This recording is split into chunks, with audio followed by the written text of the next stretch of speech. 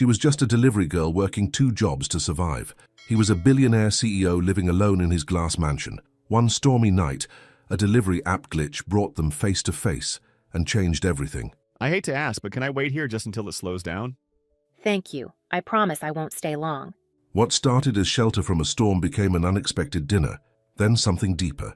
But when she discovered the devastating truth about his company, everything shattered. Your company created the software that cost my mother her job. The reason we're struggling to survive. Kiana, please, give me a chance to make this right. Now a man who had everything must choose between his empire and his heart, and a woman who believed in love must decide, can she forgive the man whose success came at her family's expense? Will love conquer the impossible divide between their worlds? Before we get into the story, comment below where in the world you're watching from today. The rain started just as Kiana Blake pulled her beat-up Honda into the hills of Bel Air. She sighed, watching the first heavy drops splash against her windshield. Perfect timing. The weather app had promised the storm wouldn't hit until after midnight, but here it was at 9 p.m., ready to soak her to the bone during her last delivery of the night. "Come on," she muttered, squinting at her phone's GPS. "Just get through this one, and you can go home." At 27, Kiana was used to long days. She'd been working 2 jobs since her brother Marcus started college 3 years ago. Days at the insurance office answering phones, nights delivering food to people who spent more on dinner than she made in a week. Her mother had helped too, until the hospital where she'd worked as a nurse for 15 years suddenly laid off half the staff. Kiana adjusted her rearview mirror, catching a glimpse of her tired face. Her normally bright eyes looked dull tonight, but she still managed to smile. That smile had gotten her through worse than a little rain. "Okay, 1422 Hillcrest Drive," she said to herself, turning onto a street lined with massive homes hidden behind elaborate gates. The houses up here always made her feel small, like she was trespassing, just by driving past them. The gate at 1422 was open, so she drove through and parked in the circular driveway. The house loomed in front of her, modern, all glass and sharp angles, with lights glowing warmly from within. Grabbing the insulated bag with someone's $90 sushi order, she made a dash for the front door. By the time she reached the shelter of the porch, rain was coming down in sheets. Thunder cracked overhead, making her jump. Kiana had hated thunderstorms since she was a little girl. Something about the unpredictability of it, the way the thunder could sneak up on you no matter how prepared you thought you were. She rang the doorbell and tried to smooth down her curls, which were already frizzing from the humidity. The sooner she handed over this food, the sooner she could go home, make some tea, and call Marcus to check on him. The door swung open, and Kiana found herself face to face with a man who looked nothing like what she expected. Most of her deliveries in this neighborhood were received by housekeepers or assistants. This man was clearly the homeowner, tall, with dark hair cut short on the sides but slightly longer on top, wearing an expensive-looking white shirt with the sleeves rolled up to his elbows. His face was all angles, like the house, sharp jawline, straight nose, deep-set eyes that seemed surprised to see her. "Good evening," Kiana said, putting on her delivery smile. "I have your sushi order from Nobu." The man frowned, his eyebrows drawing together. "I didn't order anything." Kiana's smile faltered. She checked her phone. "This is 1422 Hillcrest Drive, right?" "Yes, but I didn't order any food." "Oh!" She scrolled through the app, feeling foolish as rain dripped from her hair onto the screen. "I'm so sorry. It looks like there might have been a glitch in the app. It says 1422, but maybe it was supposed to be—" A flash of lightning lit up the sky, followed immediately by a deafening crack of thunder. Kiana flinched, nearly dropping the bag. The man looked at her, then past her at the downpour, which had somehow gotten even heavier. "I hate to ask," Kiana said, hating how vulnerable she suddenly felt. "But can I wait here just until it slows down?" For a moment he didn't respond, and Kiana was sure he was going to close the door in her face. But then, without a word, he stepped back, opening the door wider. "Thank you," she said, stepping inside. "I promise I won't stay long, just until the worst passes."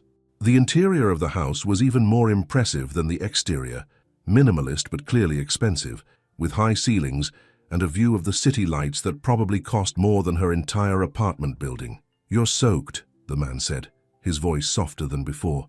Kiana laughed nervously. "Yeah, not my best look. Sorry about your floor." She glanced down at the small puddle forming beneath her feet. "It's just water." He hesitated, then added, "I'm Adrian Voss." Kiana Blake. An awkward silence fell between them. Kiana clutched the food bag, unsure what to do with it now. Are you hungry? Adrian asked suddenly. What? The food? Since it was delivered here by mistake, and you're stuck here anyway. He shrugged. Seems a shame to waste it. Kiana was about to politely decline when her stomach betrayed her with a loud growl. She hadn't eaten since noon. I'll take that as a yes, Adrian said, and for the first time, the hint of a smile touched his lips. Come on, kitchen's this way. Kiana followed him through the house, feeling oddly like she was in a dream. This wasn't how her deliveries usually went. People in houses like this didn't invite the delivery girl to dinner. But then again, people in houses like this usually didn't answer their own doors either. The kitchen was a chef's dream, all stainless steel and marble with appliances that looked like they belonged in a restaurant. Do you cook? Kiana asked as Adrian took plates from a cabinet. Not really, the kitchen came with the house. He set the plates on the island. I mostly order in, or don't eat. Don't eat? Like, at all? Adrian shrugged again. I forget sometimes. Work gets busy. What kind of work makes you forget to eat? As soon as the words left her mouth, Kiana regretted them. It wasn't her business. Sorry, I don't mean to pry. No, it's fine. Adrian opened the bag and began setting out containers of sushi. I run a tech company, Voss Innovations. We develop healthcare software. Kiana nodded, though the name didn't ring any bells. Sounds important. It's supposed to be. That's what I tell the board, anyway. There was something bitter in his tone that made Kiana look at him more closely. Rough day? Adrian paused, chopsticks in hand. Rough year, actually. He seemed surprised by his own admission.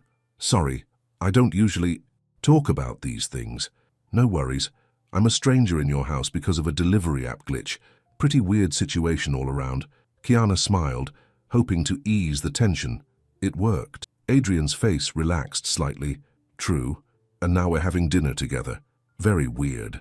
They ate in silence for a few minutes, the sound of rain against the windows, the only noise. Kiana couldn't help noticing how tired Adrian looked up close. Not just physically tired, but worn down in a deeper way. So 2 jobs, huh? Adrian said suddenly. Kiana looked up, surprised. How did you know that? He nodded toward her uniform shirt beneath her open jacket. Insurance company logo, plus the delivery gig. Oh, yeah. Kiana set down her chopsticks. Days at Pacific Life Insurance, nights delivering for Westside Eats. Not exactly the career path I dreamed about as a kid, but it pays the bills. Most of them, anyway. What did you dream about? As a kid? The question caught her off guard. People didn't usually ask her things like that, especially not wealthy strangers in multi-million-dollar homes. I wanted to be a nurse like my mom, she answered honestly, but college is expensive, and then my brother got accepted to UCLA and... She trailed off with a shrug. Life happens. Adrian was watching her with an intensity that made her both uncomfortable and oddly seen. Your brother's at UCLA? Yeah, Marcus. He's studying computer science. Super smart kid. He's going to do amazing things. Pride filled her voice whenever she talked about Marcus. And you're helping pay for it? Me and my mum. Or we were, until she lost her job a few months ago. Kiana didn't know why she was telling him all this. Something about the quiet kitchen, the rain outside, the strange intimacy of sharing a meal with a stranger. It loosened her tongue. That must be hard, Adrian said, and the genuine concern in his voice surprised her. We manage. That's what families do, right? Kiana smiled, but it didn't quite reach her eyes. Anyway, enough about my sob story. What about you? Family. A shadow passed over Adrian's face. Not really. My father died 3 months ago. I'm sorry. Don't be. We weren't close. Adrian pushed his plate away. We hadn't spoken in years, actually. He left everything to me anyway, including controlling interest in the company. Now I'm stuck trying to run it the way he would have wanted, even though I never really understood what he wanted. Kiana didn't know what to say to that.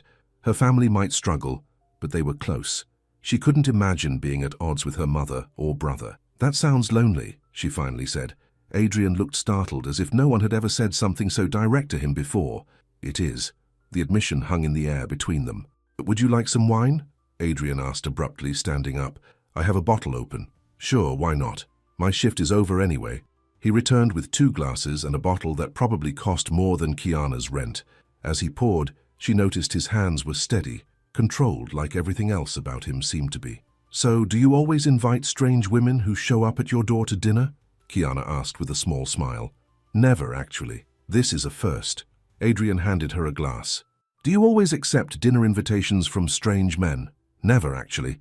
She mimicked his formal tone and was rewarded with a genuine smile that transformed his face. They moved to the living room, where floor-to-ceiling windows showcased the storm raging outside. Lightning flashed across the sky, illuminating the city below. Kiana no longer flinched at the thunder. She was too busy trying to understand the enigma sitting across from her. Adrian Voss was nothing like the wealthy people she usually delivered to. There was no condescension in his voice when he spoke to her, no artificial politeness, hiding disdain. Instead, there was a vulnerability that seemed at odds with his obvious success. He asked her questions about her life and actually listened to her answers. "So, what made you walk out of your board meeting today?" Kiana asked, after her second glass of wine had loosened her inhibitions. Adrian looked surprised. "How did you know I walked out? You're still wearing your dress shirt and slacks at 9:30 at night, but your tie is gone and your sleeves are rolled up, like you wanted to get comfortable but didn't have time to change. Plus, you've checked your phone about 15 times since I got here, and you've ignored at least 5 calls. He stared at her, then laughed. A real laugh that crinkled the corners of his eyes. "You're very observant. You have to be, in customer service. Reading people is how you survive." Adrian's smile faded. "They wanted to implement more layoffs. 3rd round this year. I told them no, but they kept pushing, talking about shareholder value and market expectations." He shook his head. "My father would have done it without hesitation. Bottom line was all that mattered to him." "And to you?" Kiana asked softly. "I don't know anymore." Adrian's eyes met hers. "I used to think I knew what I wanted, to build something meaningful, to help people. But somehow I ended up in an ivory tower, making decisions that affect thousands of people I'll never meet." "Like my mom," Kiana said without thinking. "What do you mean?" "She was laid off from Los Angeles Memorial 3 months ago. 15 years as a nurse, and suddenly they structured the entire department, some new management system they implemented." She sighed. "Sorry, I don't mean to bring down the mood. It's not your fault." Adrian was quiet for a long moment. "What's your mom doing now?" "Picking up shifts where she can, applying everywhere. It's tough out there for nurses right now, with all the budget cuts." Kiana glanced at her watch and was shocked to see it was almost midnight. "Oh, I should go. The rain stopped and I've taken up way too much of your time." "You haven't," Adrian said quickly. "This is the most interesting conversation I've had in... I can't remember how long." Kiana laughed. "Now I know you need to get out more." "Probably true." He stood when she did, following her to the door. "Kiana, He stopped, seeming unsure of what he wanted to say. "It's okay," she smiled. "Thanks for dinner and the shelter from the storm. It was unexpectedly nice." Yes, it was. He opened the door for her. The night air was fresh after the rain, and the stars were visible now that the clouds had cleared. "Drive safely. Always do." Kiana stepped outside, then turned back. You know, Adrian, maybe you don't have to do things the way your father would have. Maybe you can find your own way." Something shifted in his expression. Surprise, then thoughtfulness. Maybe. Kiana walked to her car, feeling his eyes on her back. As she drove away, she glanced in her rearview mirror and saw him still standing in the doorway watching her go. It wasn't until she was halfway home that she realized she hadn't given him back the change from the sushi order. A perfect excuse to see him again. Not that she should want to. Men like Adrian Voss didn't belong in her world, and she certainly didn't belong in his. Tonight had been a fluke, a strange intersection of their lives that would never be repeated. But as she pulled into the parking lot of her apartment building, Kiana couldn't help but wonder what Adrian Voss would do tomorrow. Would he go back to his board meeting and agree to more layoffs? Or would he find another way? And why did she care so much about the answer? She was still thinking about him when she finally fell asleep, the memory of his smile following her into her dreams. At 6 the next morning, Kiana's alarm dragged her back to reality. Another day, another dollar. Actually, many dollars needed if Marcus was going to register for his fall classes on time. She made coffee in the tiny kitchen of the apartment she shared with her mother, trying not to make noise that would wake her. Joyce Blake worked night shifts when she could get them, and sleep was precious. But Joyce was already up, sitting at their small table with bills spread out in front of her. "Morning, Mum," Kiana said, kissing the top of her mother's head. "You're up early." Joyce looked up with tired eyes but managed a smile. "Couldn't sleep. Too much on my mind." She held up an envelope. "College tuition reminder." Kiana's heart sank. "I thought we had until next month. That was for the deposit. This is the first full payment." Joyce sighed. "I've been going through our savings. If I pick up extra shifts and you keep doing the deliveries, we'll make it work, Kiana said firmly, pouring coffee for both of them. We always do. I know, baby, I just hate that you're working yourself to the bone. You should be living your own life, not supporting me and your brother. Hey, we're a team. Kiana sat down beside her mother and took her hand. And it's not forever. Once Marcus graduates and gets a job in tech, we'll be set. He's always saying he's going to buy us a mansion in Bel Air. The mention of Bel Air brought back memories of the night before, of Adrian Voss and his lonely glass house. Kiana pushed the thoughts away. That was another world, one that had nothing to do with the bills on their table or the tuition payment looming over them. Speaking of your deliveries, Joyce said, you got home late last night. Everything okay? Yeah, just got caught in the storm. Had to wait it out. Kiana wasn't sure why she didn't mention Adrian. It seemed too complicated to explain and somehow too personal. Her phone buzzed with a text from Marcus. Morning, sis. Professor loved my project. Said it might get me an internship next semester. Kiana smiled, showing the text to her mother. See, it's all worth it. Joyce's face softened. That boy is going to change the world someday, and we're going to help him do it. Kiana stood, gulping down the rest of her coffee. I better get ready for work. The insurance world waits for no one. As she showered and dressed, Kiana tried to focus on the day ahead. The calls she'd have to answer, the claims she'd have to process, the deliveries she'd make that night. But her mind kept drifting back to Adrian Voss and the strange connection she'd felt with him. It was silly, she told herself. One conversation didn't make a connection. He probably wouldn't even remember her name by now. Little did she know that across the city, in his glass house on the hill, Adrian Voss was thinking of her too, the delivery girl with the warm smile and sharp eyes, who had somehow made him question everything he thought he knew about his life. And as they both started their days, in different worlds that had briefly collided, neither knew that the glitch in a delivery app had set in motion events that would change both their lives forever. 2 weeks passed, and Kiana had almost convinced herself to forget about the night at Adrian's house. Almost. But every time she drove through the hills on a delivery, her eyes would scan the street signs for Hillcrest Drive. She told herself it was just curiosity, wondering if he'd gone back to his board meeting, if he'd found his own way. It was Friday night, and Kiana was on her last delivery of the evening when her phone pinged with a new order. She groaned. It was already past 10, and she'd promised her mother she'd be home early to help sort through job applications. Just one more, she muttered, accepting the order. When the address popped up on her screen, her heart skipped a beat. 1422 Hillcrest Drive. She stared at the phone, wondering if it was another glitch, but the order details were clear. 1 meal from an expensive Italian restaurant, delivery to Adrian Voss. This can't be a coincidence, she said to herself, as she picked up the order and drove toward Bel Air. This time, the night was clear, stars visible above the city lights.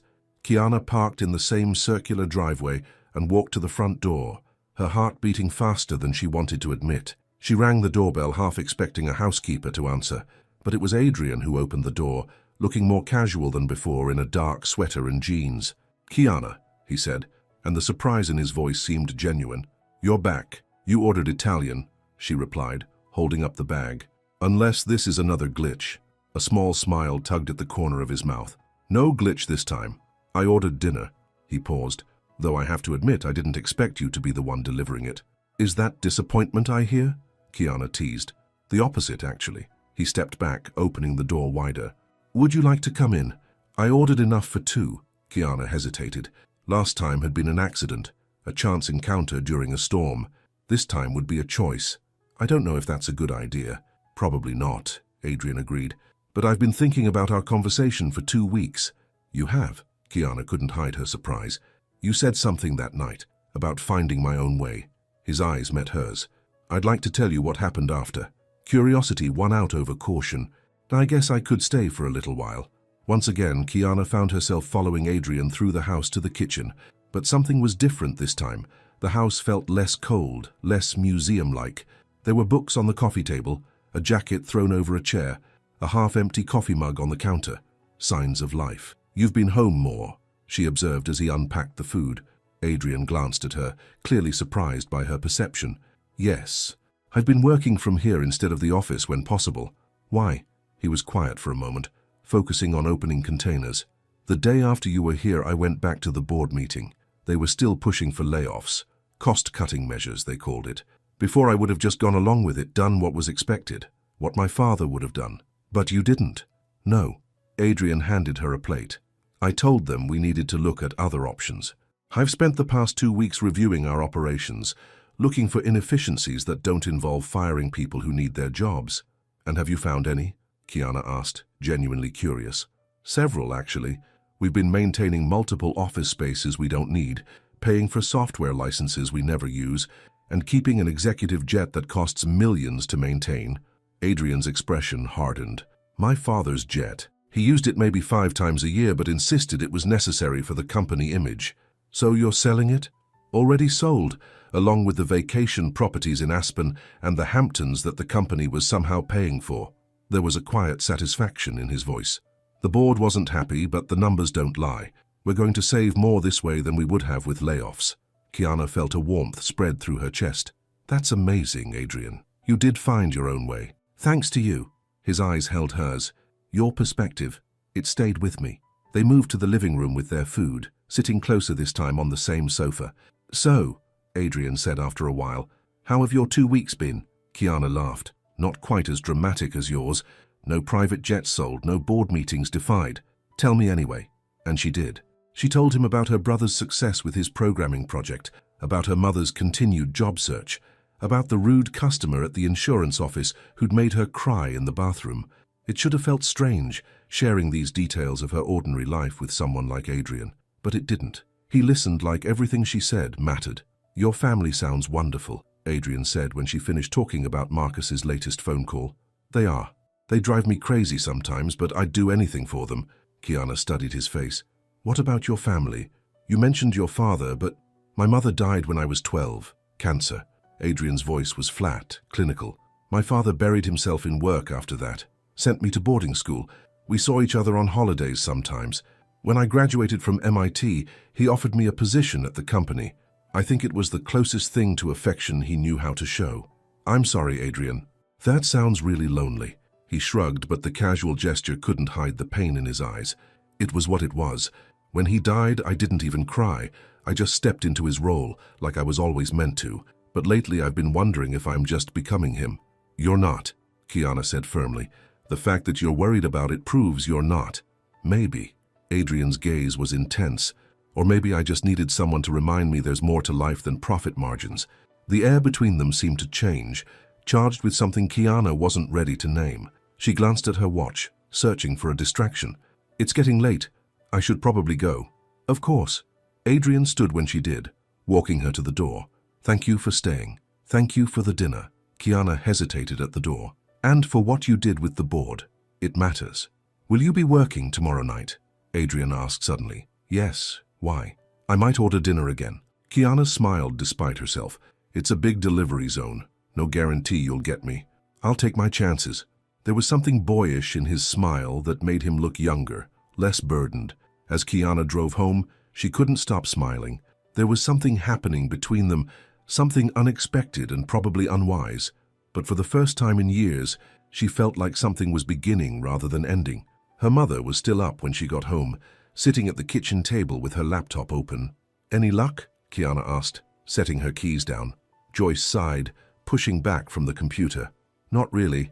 I had a promising lead at Cedars-Sinai, but they just implemented some new system that reduced their staffing needs. She rubbed her eyes. The whole industry is changing, and not for the better. You'll find something, Mom. You're the best nurse in Los Angeles. From your lips to God's ears. Joyce smiled tiredly. How was your shift? Kiana hesitated. Good.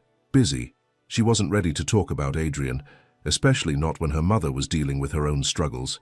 You've been smiling more lately, Joyce observed, even with all the extra hours. Have I? Joyce gave her a knowing look. Anything you want to tell your mother about? Not yet, Kiana said honestly, but maybe soon. Over the next few weeks, maybe soon, turned into something real. Adrian ordered dinner 3 more times, and each time Kiana found herself staying longer. They talked about everything. His work, her dreams, books they'd read, places they wanted to see. He made her laugh with stories about his college days, and she taught him how to cook simple meals so he wouldn't have to order out so often. One night, as they sat on his patio watching the city lights, Adrian's hand found hers. He didn't say anything, just intertwined their fingers like it was the most natural thing in the world. And maybe it was, because Kiana didn't pull away. At home, Marcus noticed the change in his sister first. "You're different," he said, during his weekend visit from UCLA. "Happier." "Am I?" "Definitely." Marcus grinned. "So who is he? What makes you think there's a he?" "Because you're glowing, sis, and you keep checking your phone every 5 minutes. Kiana threw a pillow at him. "Mind your business, college boy. It is my business when my big sister's in love." "I'm not in love," Kiana protested, but even she didn't believe it anymore.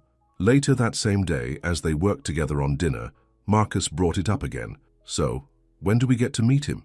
"Who says there's anyone to meet?" Marcus rolled his eyes. "Come on, Kiana. I'm not blind. Neither is Mom, by the way. She's just giving you space." Kiana sighed, setting down the knife she'd been using to chop vegetables. "It's complicated, Marcus. Because he's..." Kiana struggled to find the words. "He's from a different world. He runs a tech company, lives in a house bigger than our entire apartment building, and probably makes more money in a day than we do in a year." Marcus let out a low whistle. "Wow, how'd you meet a guy like that?" "Delivery app glitch. I ended up at his door by mistake." "That's some glitch." Marcus grinned. "So what's the problem? Sounds like you like him and he obviously likes you. The problem is that we're too different. His life is board meetings and million-dollar decisions. Mine is insurance claims and food deliveries." "So? You're still the same person inside, that's what matters." Kiana wished it was that simple. "What if I'm just a novelty to him? The girl from the other side of the tracks who showed him how the rest of the world lives? Is that how he treats you?" "No," Kiana admitted. "He treats me like I matter." "Then maybe you do." Marcus bumped her shoulder affectionately. "Don't overthink it, sis." But overthinking was exactly what Kiana did best. Every time she was with Adrian, she felt herself falling deeper. And every time she left, she questioned whether she was setting herself up for heartbreak. Her fears didn't stop her from saying yes when Adrian asked her to have dinner at a real restaurant instead of his house, or when he suggested a day at the beach, or a visit to the Getty Museum. Each date, because that's what they were now, dates, revealed new sides of Adrian. The way his eyes lit up when he talked about technology that could help people. The gentleness with which he treated everyone they encountered, from waiters to parking attendants. The quiet pain that still shadowed him when he spoke of his father. One evening, as they walked along the Santa Monica Pier after dinner, Adrian stopped and turned to her. "I have a confession to make," he said, his face serious in the fading light. Kiana's heart skipped a beat. "What kind of confession?" "The delivery to my house that second time. It wasn't a coincidence." "What do you mean?" Adrian looked almost embarrassed. "I called the delivery service directly, asked if there was a way to request a specific driver, said you'd left something at my house the first time." "You didn't!" Kiana couldn't help but laugh. "Adrian Voss, did you manipulate a delivery app just to see me again?" "Guilty." His smile was sheepish. "I couldn't stop thinking about you and I didn't have your number, so you abused your tech CEO powers for a good cause." His expression grew serious again. "I've never met anyone like you, Kiana. You see things, people, differently than anyone I know. When I'm with you, I feel like I can be better than I am." "You're already pretty great," Kiana said softly. Adrian's hand came up to cup her cheek. "Can I kiss you?" Instead of answering, Kiana rose on her tiptoes and pressed her lips to his. The world seemed to fade away as his arms wrapped around her, pulling her closer. It was perfect, the kind of kiss she'd stopped believing existed outside of movies. When they finally broke apart, Adrian rested his forehead against hers. "I think I'm falling in love with you, Kiana Blake." The words sent both joy and panic through her. "Adrian, You don't have to say anything," he assured her quickly. "I just wanted you to know." But Kiana knew her own heart too well to deny it. "I think I'm falling in love with you too." That night, when Adrian dropped her off at her apartment, Kiana felt like she was floating. She'd never believed in fairy tales, but maybe, just maybe, she'd found her own version of one. The bubble burst the next morning. Kiana was helping her mother with yet another job application when Joyce suddenly pointed to the screen. "Look at this," she said, her voice tight. "Los Angeles Memorial just posted a statement about their restructuring. Apparently they've implemented some new management system from a company called Voss Innovations." The name hit Kiana like a physical blow. "What? Voss Innovations? Joyce repeated, scrolling through the article. They claim this system will optimize healthcare delivery and reduce overhead costs. What it really means is they're firing nurses and making the rest of us do twice the work. Kiana's mind was spinning. It couldn't be. Not Adrian's company. Not the same software that had cost her mother her job. Is there a picture of the CEO? She asked, her voice barely above a whisper. Let me see. Joyce clicked on a link, and there he was, Adrian in a business suit, looking serious and professional. The caption read, Adrian Voss, CEO of Voss Innovations, whose healthcare management software has been adopted by major hospitals across the country. Kiana, Joyce was looking at her with concern. You've gone pale. What's wrong? I know him, Kiana said, the words feeling like stones in her mouth. You know the CEO of Voss Innovations? How? He's the man I've been seeing. Joyce stared at her in disbelief. The man you've been seeing is the one whose company cost me my job, the one whose software is destroying careers of nurses across the city. Mom, I didn't know. I swear I didn't know. Tears filled Kiana's eyes. He told me he ran a tech company that developed healthcare software, but I never connected it to what happened at the hospital. Well, now you know. Joyce's voice was cold in a way Kiana had never heard before. Now you know exactly who you're falling in love with. It's not his fault, Kiana said, though doubt was already creeping in. He inherited the company from his father. He's been trying to make changes, to find ways to save jobs. Really? Because from where I'm sitting, his company is the reason thousands of nurses are out of work. The reason we're struggling to pay Marcus's tuition. The reason I lie awake at night wondering if we're going to lose this apartment. Each word was like a knife to Kiana's heart. Mom, please. No, Kiana. Joyce stood up, her expression a mixture of hurt and betrayal. I need some time to process this. I can't believe you've been seeing this man, bringing him into our lives when his company has caused us so much pain. I didn't know, Kiana repeated helplessly, but her mother had already walked away, disappearing into her bedroom with a quiet click of the door. Kiana sat alone at the kitchen table, staring at Adrian's face on the screen, the man she thought she knew, the man whose kiss still lingered on her lips, the man whose company had taken everything from her mother. Her phone buzzed with a text message. Adrian's name flashed on the screen. Good morning, beautiful. Can't stop thinking about last night. Dinner tonight. Kiana's hand trembled as she set the phone down without responding. How could she face him now, knowing what she knew? How could she look into those eyes that had captivated her and not see the cause of her mother's pain? But a small voice inside her whispered that there had to be more to the story. The Adrian she knew cared about people. He'd fought his board to prevent layoffs. He'd sold his father's jet to save jobs. There had to be an explanation. Or had she been fooling herself all along? Had she seen only what she wanted to see? As the morning sun filled the small apartment, Kiana Blake faced the most painful choice of her life, between the man who had opened her heart and the family who had always been her world. And for the first time, she didn't know which way to turn. Kiana didn't answer Adrian's text that morning, or the one he sent in the afternoon, or his call that evening. Each time her phone lit up with his name, her heart twisted painfully in her chest. Joyce hadn't spoken to her all day, moving around their small apartment like a ghost, her disappointment filling every corner. The silence was worse than anger would have been. By nightfall, Kiana couldn't take it anymore. She knocked gently on her mother's bedroom door.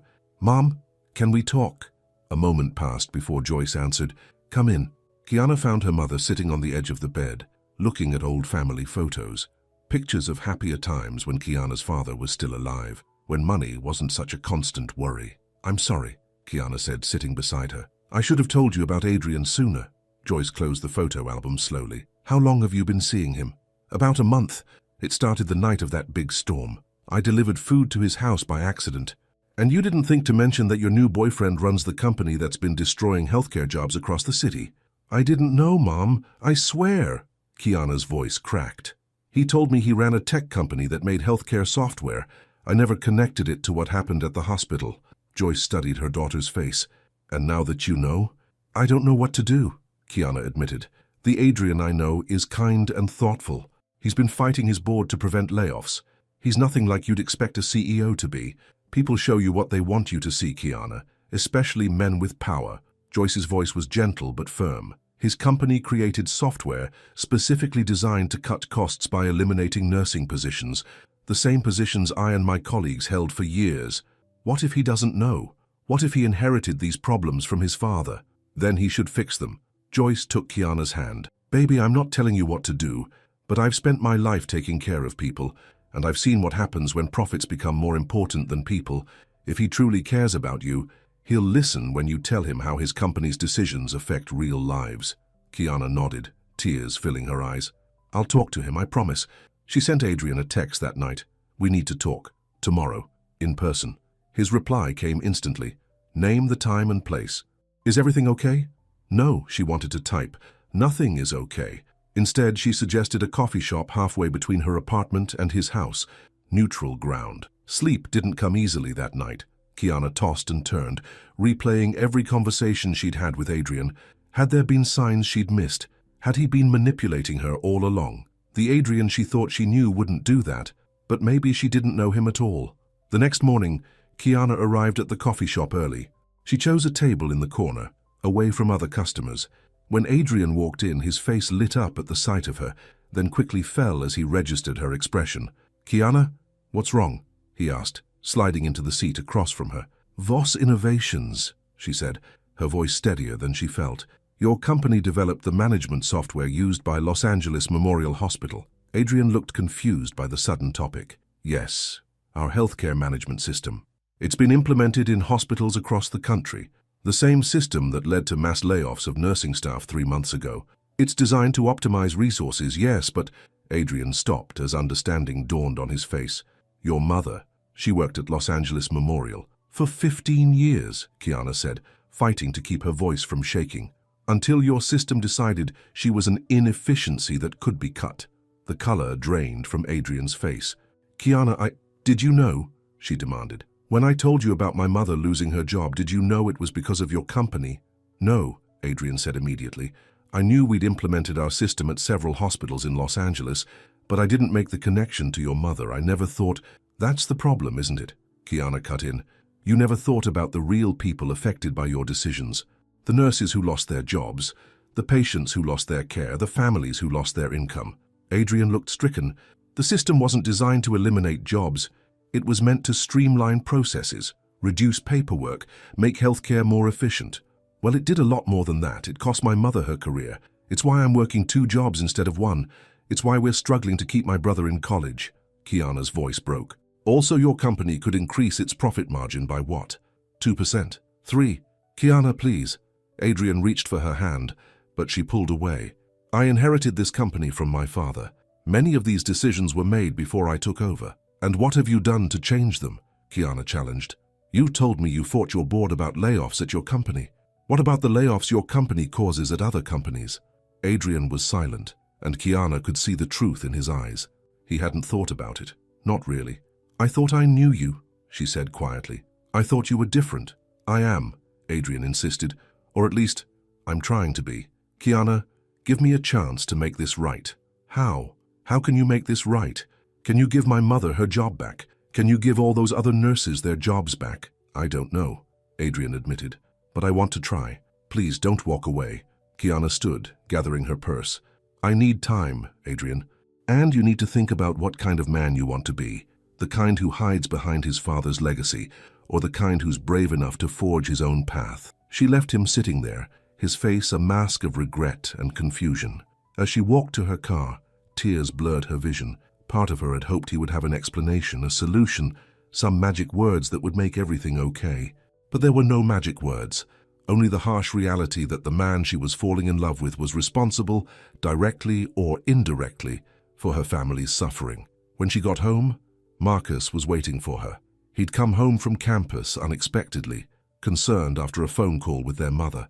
Mum told me, he said, hugging Kiana as she walked through the door, about your boyfriend. He's not my boyfriend, Kiana said automatically.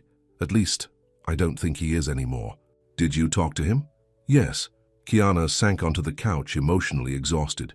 He didn't know about Mom specifically, but he didn't seem shocked about the layoffs in general, like it was just collateral damage. Marcus sat beside her. What are you going to do? I don't know. Part of me wants to never see him again, but another part still cares about him. Marcus finished for her. Is that terrible? Am I betraying Mom? Marcus shook his head. Love isn't that simple, sis. And people aren't all good or all bad. When did you get so wise? Kiana asked, managing a small smile. I've always been the smart one in the family. Marcus bumped her shoulder affectionately. For what it's worth, I think you should give him a chance to make things right. Not for his sake, but for yours. So you don't spend the rest of your life wondering what might have been. Kiana rested her head on her brother's shoulder. When did you grow up so much? Somewhere between differential equations and data structures, he joked. For the next week, Kiana threw herself into work, picking up extra shifts at both jobs to keep her mind occupied. Adrian texted daily, not pushing, just letting her know he was thinking of her, that he was working on something, that he hoped she was okay. She didn't respond, but she didn't block his number either. At home, the tension with Joyce had eased somewhat. They didn't talk about Adrian, but the silent treatment had ended, replaced by cautious conversations about everyday things. It wasn't perfect, but it was a start. Then, 10 days after their coffee shop confrontation, Kiana came home to find her mother staring at her laptop in shock. "Mom, what's wrong?" Joyce looked up, her expression unreadable. "I just got an email from Los Angeles Memorial. They're asking me to come in for an interview. They're reinstating nursing positions that were cut during the restructuring." Kiana's heart skipped a beat. What? Why? According to this, there's been a re-evaluation of the management system. They're implementing a new version that emphasizes human-centered care and recognizes the essential role of experienced nursing staff. Joyce scrolled through the email. "They're offering me my old position, with back pay for the past month." That's amazing," Kiana said, her mind racing. "Did they say why the sudden change?" "Not specifically, just that there's been a comprehensive review of patient outcomes since the initial implementation of the system." Joyce looked up at her daughter. "Kiana, did you have something to do with this?" "No," Kiana said truthfully, "but I think I know who did." That night, after her mother had gone to bed, Kiana finally answered one of Adrian's texts. "I heard about what's happening at the hospital. Was that you?" His reply came within seconds. "Can I see you, please?" She agreed to meet him the following evening at a small park near her apartment. When she arrived, Adrian was already there, sitting on a bench, looking more casual than she'd ever seen him in jeans and a simple sweater. He stood when he saw her approaching. "Thank you for coming," he said, his voice filled with cautious hope. "My mother got a job offer from the hospital," Kiana said without preamble, "along with many other nurses who were laid off. What did you do?" Adrian gestured to the bench and they both sat down. "After you left the coffee shop, I went back to my office and pulled every piece of data on our healthcare management system. I spent 3 days going through patient outcomes, staffing levels, efficiency metrics, everything. And you were right." Adrian's voice was heavy with regret. "The system was designed to cut costs, primarily by reducing staff. My father's approach to business, pure and simple. Maximum profit, minimum expense. So you changed it? I had our team completely rebuild the core algorithm. Instead of just focusing on cost cutting, it now evaluates patient outcomes, quality of care, and staff well-being." Adrian ran a hand through his hair. "It turns out hospitals that maintained higher nursing staff levels had fewer complications, shorter patient stays, and better long-term outcomes. The so-called inefficiency of having more nurses actually saved money in the big picture. And the hospital just agreed to implement this new version?" "Not at first." A small smile touched Adrian's lips. "But when I offered to provide it at no additional cost and to cover the expenses of rehiring the laid-off staff for the first 3 months as a demonstration of good faith, they were more receptive." Kiana stared at him. "Are you paying for my mother's salary?" "For the first 3 months, yes. Along with everyone else who was let go. After that, the hospital will see the benefits for themselves." Adrian's eyes met hers. "It's not just Los Angeles Memorial. We're reaching out to every hospital that implemented our system, offering the same deal. That must be costing you a fortune." "It is." Adrian didn't look away. "I sold my house in Bel Air, and my car. I've moved into a condo in the city." "What?" Kiana couldn't hide her shock. "Why would you do that?" "Because you were right about something else too. I've been hiding behind my father's legacy, afraid to make real changes. It was easier to live in his house, drive his cars, run his company his way." Adrian's voice grew stronger. "But that's not who I want to be. I want to build something that helps people, not hurts them. The board must be furious." "They are." Adrian laughed, but there was no humor in it. "I had to use my controlling interest to push it through. 3 members resigned in protest, but the ones who stayed, they're starting to see the vision." "Which is?" A company that measures success not just in profits, but in impact, in lives improved, not costs cut. Adrian hesitated, then added softly, "The kind of company I'd be proud to tell you about over dinner." Kiana felt something shift inside her. The anger that had sustained her for the past week began to melt away, replaced by a cautious hope. "You did all this because of what I said?" "I did it because of who you are," Adrian corrected. "You made me see people, real people, instead of numbers on a spreadsheet. You made me remember why I wanted to work in healthcare technology in the first place. To help, not harm." Kiana was quiet for a long moment, processing everything he'd told her. "Adrian, what you've done, it's incredible. But my mother probably still hates me," Adrian finished for her. "And she has every right to. I can't undo the past few months of hardship my company caused her. All I can do is try to make it right going forward." "She doesn't hate you," Kiana said. "She doesn't even know you, but she's hurt and it's going to take time." "I understand." Adrian took a deep breath. "Kiana, I know I have no right to ask this, but is there still a chance for us? Or have I ruined everything?" The question hung in the air between them. Kiana thought about the past month, the connection they'd found, the way Adrian made her feel, the steps he'd taken to right his wrongs. She thought about her mother's pain and her brother's advice. "I don't know," she answered honestly. "What you did was amazing, but it doesn't erase everything. My family has to come first." "I would never ask you to choose," Adrian said quickly. "I respect your loyalty to them. It's one of the many things I love about you." The word love made Kiana's heart skip a beat. "You don't even know if your changes will work in the long run. What if the hospitals go back to the old system after the 3 months are up? Then I'll find another solution and another after that." Adrian's determination was clear in his voice. "I'm not giving up, Kiana. Not on the company and not on us, unless you tell me there's no chance." Kiana looked at him, really looked at him. The man who had opened his door to her on a stormy night. The man who had listened to her stories and shared his own. The man who had sold his mansion and his sports car to make things right. "I need time," she said finally. "And so does my family, but I'm not saying there's no chance." Relief washed over Adrian's face. "That's all I can ask for." They sat in silence for a few minutes, watching the sunset paint the sky in shades of orange and pink. "I have a favor to ask," Kiana said eventually. "Anything. My mother's birthday is next month. We're having a small dinner at our apartment. Nothing fancy, just family." Kiana took a deep breath. "Would you come? Meet her properly. Let her see the man I've been telling her about, not just the CEO whose company affected her job." Adrian looked surprised, then nervous. "Are you sure that's a good idea?" "No," Kiana admitted, "but it's a start." "Then yes," Adrian said. "I'd be honored." When Kiana got home that night, she found her mother making tea in the kitchen. "I saw you from the window," Joyce said. "With a man. Was that him? Adrian Voss?" Kiana nodded. "Yes. And he's the one who made the changes at the hospital. He rewrote the entire system, Mom. He's paying for your salary for the first 3 months out of his own pocket." Joyce's eyebrows rose in surprise. "Why would he do that?" "Because," Kiana hesitated, then decided on the truth. "Because he loves me. And because it was the right thing to do." Joyce was quiet for a long moment. "Do you love him?" "I think I do," Kiana admitted. "But I love you and Marcus more. I won't bring someone into our lives who hurts my family." "Oh, baby."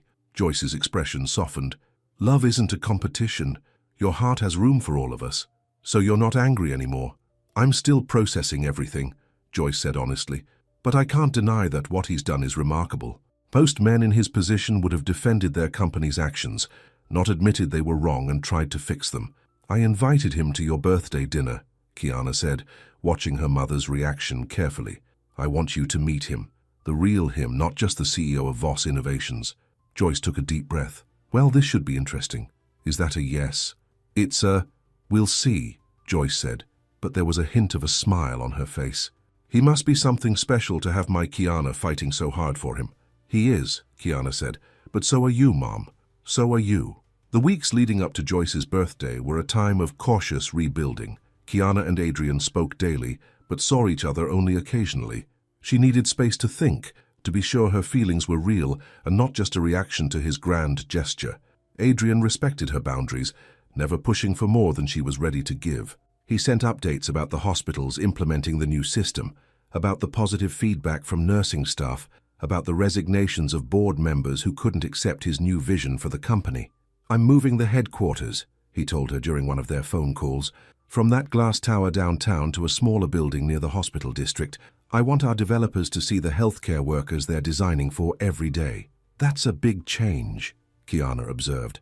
One of many, Adrian replied. All for the better, I think. At home, Joyce returned to work at the hospital with a mix of relief and lingering suspicion. But as the weeks passed, she had to admit that the new system was different, better. It valued her experience, gave her more time with patients, and recognized the human element of healthcare that couldn't be quantified in dollars and cents. It's almost like someone designed it with actual nurses in mind, she told Kiana one evening after a shift. Imagine that, Kiana said with a small smile. Marcus came home for a weekend and listened to the whole story with wide eyes. Let me get this straight, he said, pacing the living room. Your boyfriend is Adrian Voss? The Adrian Voss? The guy who revolutionized healthcare software? The guy whose coding framework I studied last semester? You studied his work? Kiana asked, surprised. Sis, he's basically a legend in tech circles. His distributed computing model is the basis for half the healthcare systems in the country. Marcus looked at her with new respect. And he rewrote his entire flagship product because of you? Because it was the right thing to do, Kiana corrected. Yeah, but he did it for you. Marcus grinned. That's like epic romance novel stuff. It's not that simple, Kiana protested, but she couldn't help smiling. When do I get to meet him? I have like 1,000 questions about his encryption protocols. At Mom's birthday dinner, if she doesn't change her mind. And please don't interrogate him about encryption. It's awkward enough without turning it into a tech conference. As the day of the dinner approached, Kiana found herself growing increasingly nervous. Adrian had made enormous changes to his life and company, but would it be enough? Could her mother see past the pain his company had caused to the man he was trying to become? The night before the dinner, Kiana called Adrian. Are you nervous about tomorrow? She asked. Terrified, he admitted. I've faced billion-dollar investors who were less intimidating than the prospect of meeting your mother. Kiana laughed. Just be yourself. The real you, not CEO you. What should I bring? Wine? Flowers? Nothing, Kiana said firmly. Mom doesn't want gifts. Just bring yourself and be honest. That's all any of us want. The day of Joyce's birthday dawned clear and beautiful. Kiana spent the morning cooking her mother's favorite foods, while Marcus decorated the apartment with streamers and balloons. Joyce pretended to be annoyed by the fuss, but the smile never left her face. As evening approached, Kiana found herself checking the clock every few minutes. Adrian had promised to arrive at 7 Mo, and it was already 6:55. Relax, Marcus told her. He'll be here. What if Mom hates him? What if they argue? What if it all works out and you live happily ever after? Marcus interrupted. That's equally possible, you know.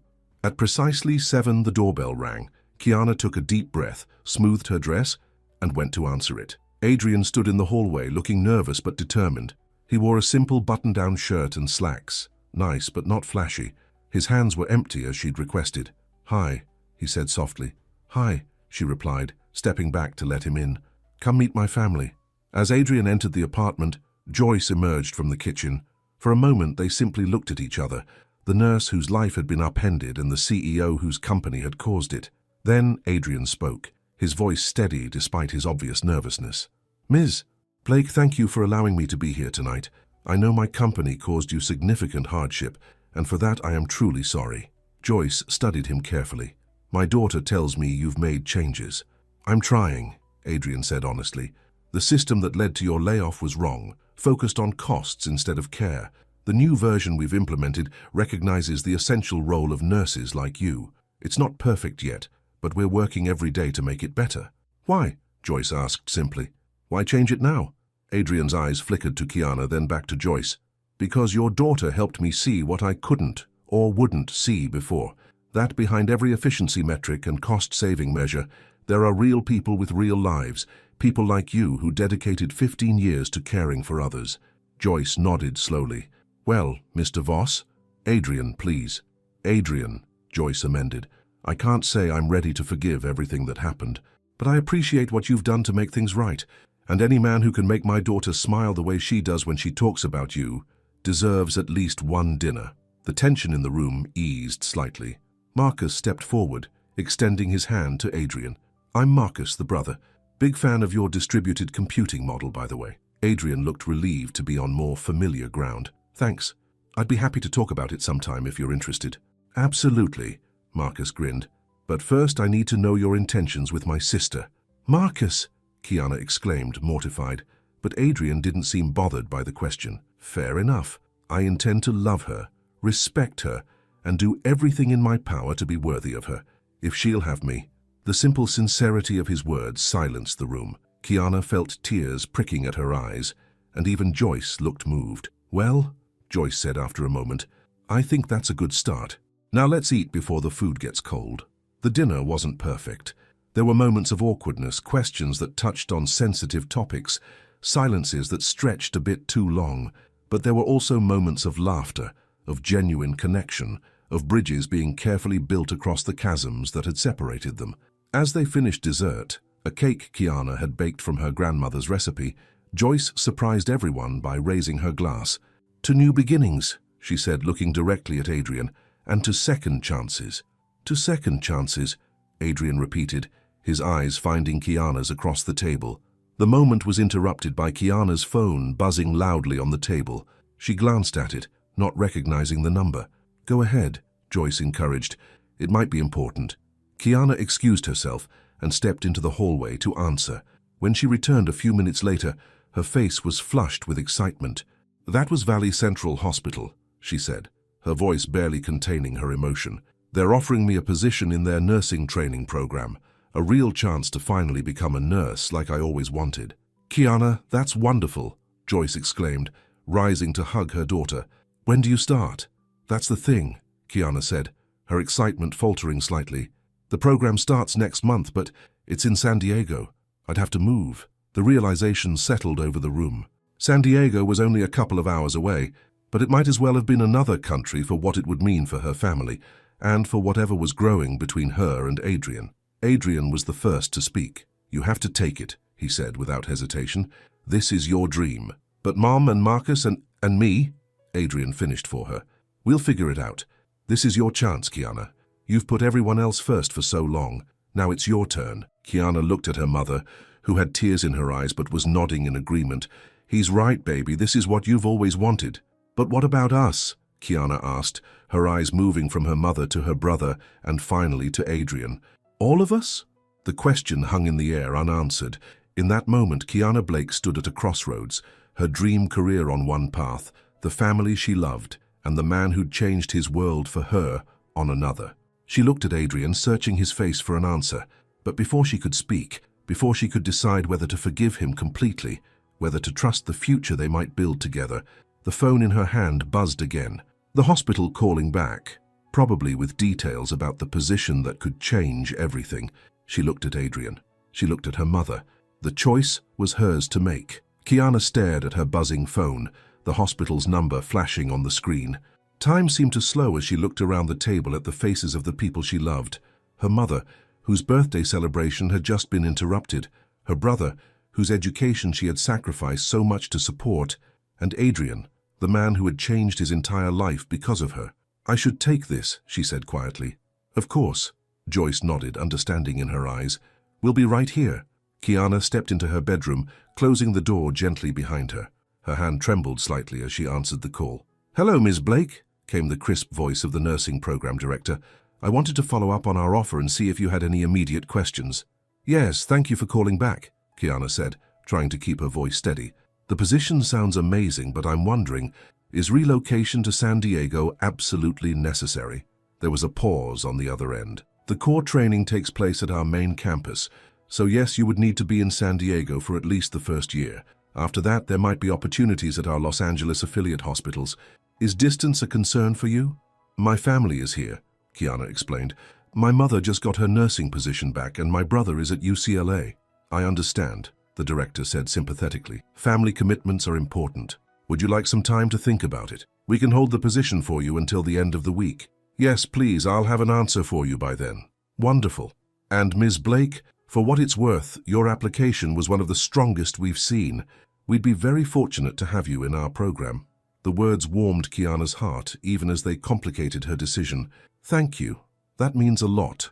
When she returned to the dining room, 3 pairs of eyes looked up at her expectantly. They're giving me until the end of the week to decide, she explained, sitting back down. The program requires me to be in San Diego for at least the first year. That's not so far, Marcus said encouragingly. What, a 2-hour drive? I could come visit on weekends. So could I, Joyce added. Now that I have my job back, I could even help you with rent for a place down there. You'd both be okay with me moving? Kiana asked, surprised by their immediate support. Of course not, Joyce said with a small smile. I'd miss you terribly, but I didn't raise you to put your dreams aside for other people, even though that's exactly what you've been doing for years.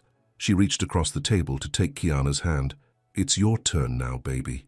Kiana felt tears welling in her eyes. I don't know if I can leave everyone. You wouldn't be leaving us, Marcus insisted. You'd just be a short drive away, finally doing what you've always wanted to do. Throughout this exchange, Adrian had remained quiet, his expression thoughtful. Now Kiana turned to him, uncertain what she wanted him to say. What do you think? She asked softly. Adrian set down his water glass carefully.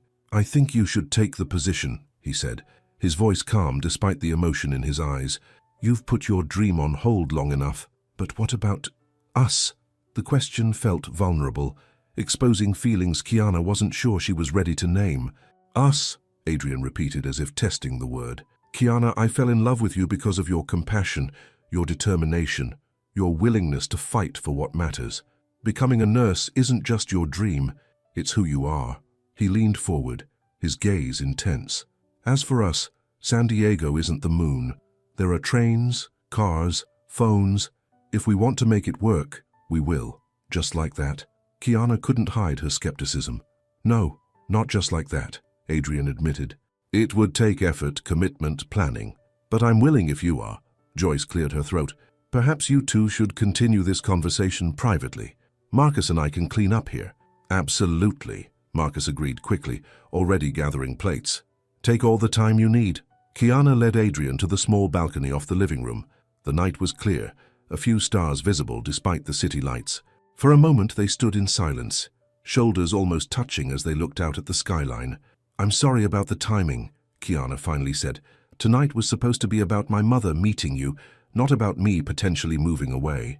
Life rarely follows our schedules, Adrian replied with a small smile. Especially the important parts. Kiana turned to face him fully. Adrian, be honest with me. Do you really think we could make a relationship work with me in San Diego and you here? After everything we've been through? After everything that's still unresolved between us? Adrian took a deep breath. I don't know, he said honestly. Long-distance relationships are hard under the best circumstances, and ours hasn't exactly been simple. No, it hasn't. Kiana leaned against the railing, feeling the weight of their complicated history. But I do know this, Adrian continued, moving closer to her. When I met you, I was living in a glass house on a hill, isolated from the world, following a path my father had set for me. You changed that, changed me, in ways I'm still discovering. And I'm grateful for what you did for my mother, for all the nurses, but it wasn't just for your mother, Adrian interrupted gently. It was for all the people I hadn't considered before. The real people behind the efficiency metrics and cost-cutting measures. You opened my eyes to that. Kiana studied his face, searching for any sign of insincerity, but all she saw was the same earnest intensity that had drawn her to him from the beginning. I'm scared, she admitted. Scared of moving, scared of failing, scared of losing what we've barely had a chance to start. Adrian reached for her hand, his touch warm and steadying. I'm scared too. I've never felt this way about anyone before. The thought of you leaving even just to San Diego makes my chest hurt, but I'd rather have a complicated relationship with you than a simple life without you. His words hung in the night air, honest and raw. Kiana felt something shift inside her, a recognition that sometimes love meant taking risks, stepping into uncertainty together. What if we tried something else, she suggested, an idea forming. What if, instead of me moving to San Diego and us trying to maintain a long-distance relationship, you came with me? Adrian looked surprised. To San Diego? Not permanently, Kiana clarified quickly. But you said yourself you're restructuring your company, moving headquarters, changing direction. Could some of that happen from San Diego, at least part-time? You could keep an apartment here for when you need to be in Los Angeles, but maybe get a place in San Diego too. Split my time, Adrian mused, considering the idea. It could work. We're already moving to a more distributed model with teams in different locations, and San Diego has a strong healthcare technology sector. It would still be complicated, Kiana warned. I'd be in classes and clinical rotations, probably working odd hours. I'm used to complicated, Adrian said with a smile. And odd hours. He squeezed her hand. But are you sure you want this? Want me to be part of your new beginning? Kiana thought about the past few months. The chance meeting on a stormy night, the connection that had grown between them, the pain and the healing. She thought about how Adrian had faced his mistakes and worked to correct them, not just with empty words, but with real action. I'm sure I want to find out, she said finally. I'm not ready to give up on us, just when we're figuring out who we could be together. Adrian's smile brightened his entire face. Then let's figure it out, together. He leaned in slowly, giving her time to pull away if she wanted. But Kiana met him halfway, their lips coming together in a kiss that felt like both a beginning and a continuation. When they separated, Adrian rested his forehead against hers. So, San Diego? San Diego, Kiana confirmed. At least for a year. Then we'll see. One step at a time. Exactly. They returned to the dining room hand in hand, where Joyce and Marcus were pretending not to watch for their return. Well? Joyce asked, unable to contain her curiosity. Kiana looked at Adrian, then back to her family. I'm going to accept the position in San Diego, she announced. And Adrian and I are going to try making it work, with him splitting his time between here and there. That sounds like a solid plan. Marcus nodded approvingly. Very mature and responsible. Joyce studied them both carefully. Are you sure this is what you want, Kiana?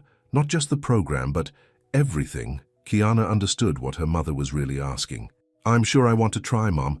Adrian has shown me he's willing to change, to make things right. I think he deserves a chance to prove that wasn't just a one-time thing. She squeezed Adrian's hand. We both deserve that chance. Joyce's expression softened. Then I'm happy for you. Both of you. She turned to Adrian. Just know that if you hurt my daughter, nurse or not, I know exactly where all the vital organs are located. Mom! Kiana exclaimed in embarrassment. But Adrian just laughed. I'd expect nothing less, Ms. Blake, and I promise you hurting Kiana is the last thing I ever want to do. Call me Joyce, she said, relenting. If you're going to be in my daughter's life, we might as well be on a first-name basis. Thank you, Joyce, Adrian said, genuine gratitude in his voice. That means a lot to me. The rest of the evening passed in a blur of conversation and planning. Marcus interrogated Adrian about his company's technology until Kiana had to intervene. Joyce shared stories of her early days as a nurse, offering Kiana advice for her upcoming training. And through it all, Adrian remained by Kiana's side, his presence a steady reminder of the unexpected path that had led them here. When it was time for Adrian to leave, Kiana walked him to the door. So, I guess we're really doing this, she said, still marveling at how much had changed in one evening. We are, Adrian confirmed. I'll start looking into our San Diego options tomorrow. Office space, apartment possibilities, the works. Don't you need to consult with your board or something first? Adrian smiled. The beauty of being CEO with controlling interest. Some decisions I get to make on my own. His expression grew more serious. Besides, this isn't just about us. Having offices near San Diego's medical research centers could be a strategic advantage for the company's new direction. Always the businessman, Kiana teased. Not always, Adrian said softly, cupping her cheek. Not with you. He kissed her once more before leaving, a promise in the gentle press of his lips against hers. The following days were a whirlwind of activity. Kiana accepted the position in San Diego, beginning the process of enrolling in the nursing program. Adrian made good on his word, securing a small satellite office for Voss Innovations in San Diego's biotech corridor and finding a modest but comfortable apartment halfway between the hospital and his new office. Joyce, after initial hesitation, became increasingly supportive of Kiana's plans. The hospital's new system, Adrian's system, had indeed improved working conditions, allowing nurses more time with patients and fewer administrative burdens.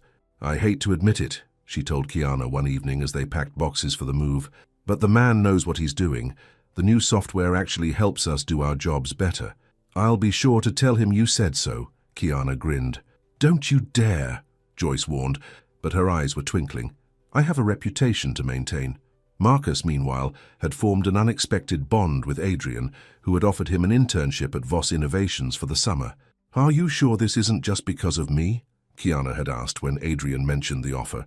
Would it be so terrible if it were? Adrian had replied. But no, I offered because he's brilliant. His professors say he's one of the most promising students they've had in years.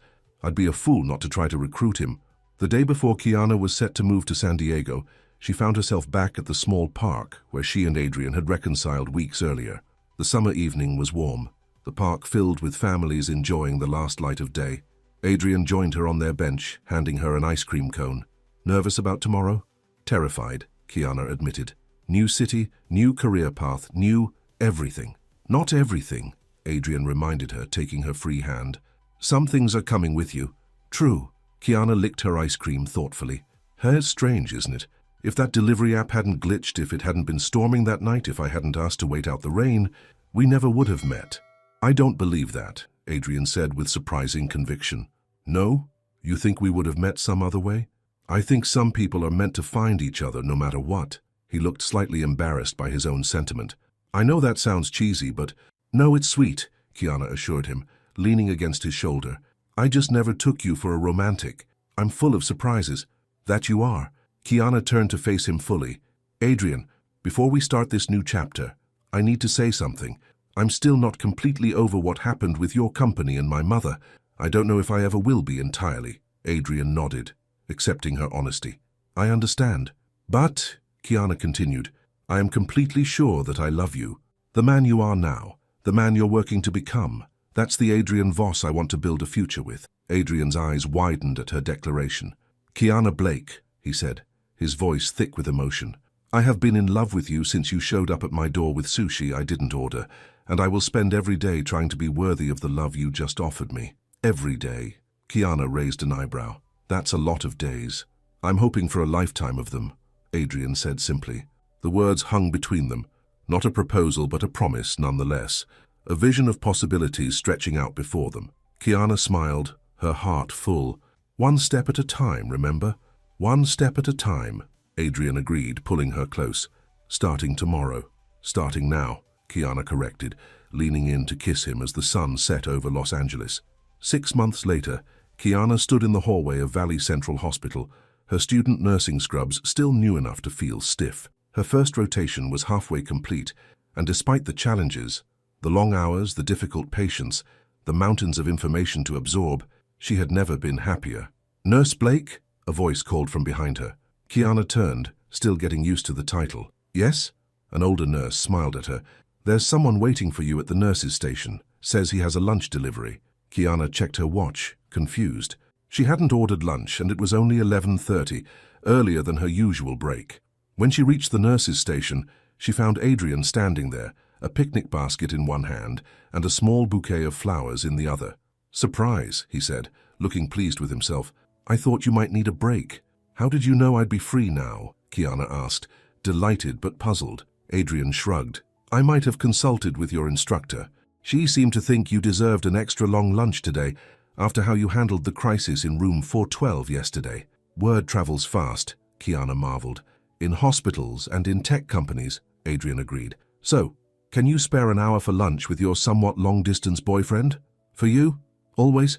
They found a quiet spot in the hospital garden, spreading their picnic on a bench beneath a flowering tree.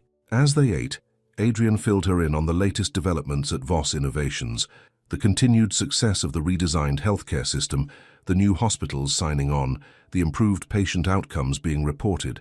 We're making a difference, he said, his eyes bright with purpose. Real measurable improvements in patient care. That's amazing, Kiana said, genuinely proud. See what happens when you listen to nurses? I should have been listening all along, Adrian acknowledged. Speaking of which, I had a long conversation with your mother yesterday. Oh, Kiana was surprised. Though relations between Adrian and Joyce had warmed considerably over the past months, they weren't exactly confidants. She called to tell me about a new feature the nurses at LA Memorial want in the system, something about medication reconciliation. Adrian smiled, but we ended up talking about a lot more than that. Like what? Like you. How proud she is of you. How well you're doing in the program. Adrian hesitated. And about us, our future. Kiana set down her sandwich, suddenly alert. What about our future? She said, and I quote, It's about time you two stopped this back and forth nonsense and decided where you're going to live permanently. Kiana laughed. That sounds like Mom. She's not wrong, Adrian said, his tone growing serious. The past 6 months of splitting my time have been worth it to be with you, but it's not sustainable long term, for either of us. I know, Kiana sighed. But I still have 6 more months in this program, and then hopefully a position here at Valley Central. What if there was another option? Adrian asked carefully. I'm listening. Voss Innovations is opening a research and development center focusing specifically on nursing technology, working directly with nurses to design systems that make their jobs easier, not harder. Adrian took her hand. We need a director who understands both nursing and technology, someone who can bridge those worlds. Adrian, I'm just a nursing student. I don't have that kind of experience. Not yet, he agreed. But by the time you finish your program and get some experience, the center will be ready. And in the meantime, we could use consultants, experienced nurses with valuable perspectives. He smiled. I happen to know one who's looking for a new challenge. She has 15 years of experience and strong opinions about what makes good healthcare software. Kiana's eyes widened. My mother, Adrian nodded. I offered her a position yesterday. Part-time consultant to start with the potential for a full-time role if she wants it. What did she say? She said she'd think about it, and that I should talk to you first. Adrian squeezed her hand. The center would be here in San Diego, which means if your mother took the job, and if you were interested in eventually joining us after getting your clinical experience, we could all be here, Kiana finished for him. Together. That's the idea. Your mother could help design the systems now, you could help refine them with your new perspective later, and Marcus could join us when he graduates. A family business, of sorts. And where would you fit into this family business? Kiana asked, her heart racing. Adrian reached into his pocket and pulled out a small velvet box. I was hoping as a permanent member of the family. If you'll have me. Kiana stared at the box, then at Adrian's nervous but hopeful face. Is that what I think it is? Why don't you open it and find out? With trembling hands, Kiana took the box and opened it. Inside was a simple but elegant diamond ring, sparkling in the sunlight. Adrian, I know it's fast, he said quickly, and I know we said one step at a time, but Kiana, from the moment you showed up at my door, you've been changing my life for the better. You showed me what really matters. You made me want to be more than just my father's son. He took a deep breath. I love you. I want to build a life with you, not just the next year or the next 5 years, but all the years we have. Tears filled Kiana's eyes as she looked at the ring, then back at Adrian. You talked to my mother about this too, didn't you? Adrian smiled sheepishly. I may have asked for her blessing. She said, and again I quote, if you make my daughter happy, you have my blessing. If you ever stop making her happy, remember what I said about vital organs. Kiana laughed through her tears. That definitely sounds like Mom. So? Adrian's voice was soft with hope. What do you say? Will you marry me, Kiana Blake? Wrong door, right heart and all? Kiana closed the ring box and held it tight in her palm. On one condition. Anything. Promise me we'll always remember how we got here, that sometimes the wrong address leads to exactly where you're meant to be. I promise, Adrian said, his eyes shining with unshed tears of his own. Every day of our lives. Kiana opened the box again and held out her left hand. Then yes, Adrian Voss, I will marry you. As he slipped the ring onto her finger, Kiana felt all the pieces of her life finally falling into place. Her dream of becoming a nurse, her devotion to her family, and the love she'd found with the man who had opened his door to her on a stormy night. One wrong door had led her to exactly the right heart, and now together they would build a future neither of them could have imagined before that fateful night when a delivery app glitch changed both their lives forever. The end.